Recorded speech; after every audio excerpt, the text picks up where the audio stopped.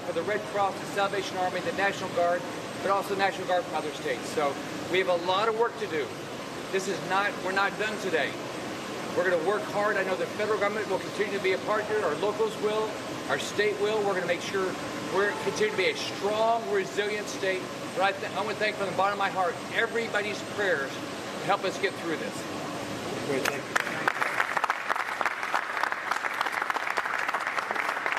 So we are now going to be making a tour of the areas. We're going to see some of the folks and make sure they're happy, because we're trying to keep them as happy as we can under the circumstances. In many cases, they lost their homes, and it's a tough situation. So we're going to go see a lot of the folks. And I will tell you, again, I want to thank you. I want to thank the military. Just incredible. So thank everybody, and we'll see you later.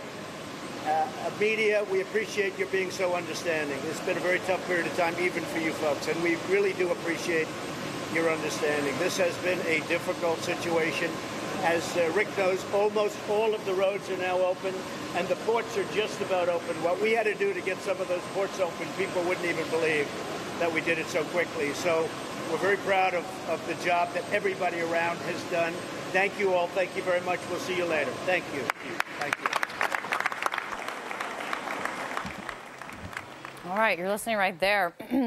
President Trump, Vice President Pence, the First Lady, and many others, including the governor of Florida, Rick Scott, speaking there. The president getting a briefing. He's going to be taking a tour of some of the areas around Fort Myers before he then heads to Naples. But taking a moment right there to thank first responders, all the members of the military, the Coast Guard, the Navy, who've been working around the clock to try to clear debris, to search and rescue in the aftermath of Hurricane Irma. And an important update from Governor Rick Scott right there, that they've restored over 4 million homes, power to over 4 million homes to date. That's not done. There are still millions of people without power, but that is the progress. All right, let me bring in where we left off Alex Marquardt. He's in Fort Myers, right where the president has landed and was just speaking. And Alex, as you well noted, this is the third time in 3 weeks that the president has gone to see a natural disaster.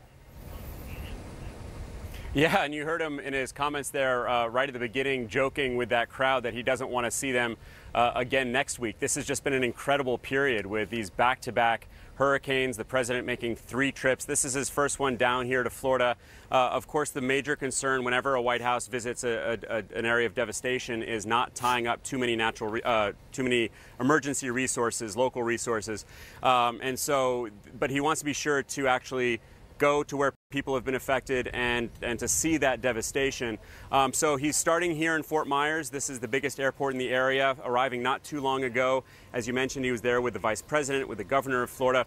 He's due to get a briefing here, lasts around 30 minutes. But the White House has been very conscientious to make sure that everyone knows that he has been monitoring the situation day in, day out, posting photos of him getting his briefings in the Oval Office and speaking with local officials. We've been speaking with mayors in different towns, and they've been very happy with the response from the White House. They say that things have been going smoothly. They've been getting the resources and the information they need. Now, in a short time after that briefing, the president and his entourage will get in Marine One and head a short distance down to Naples. Naples was one of the hardest hit areas here on the West Coast. We're getting a little bit more information about what he'll actually be doing. We're told that he will be visiting a trailer park.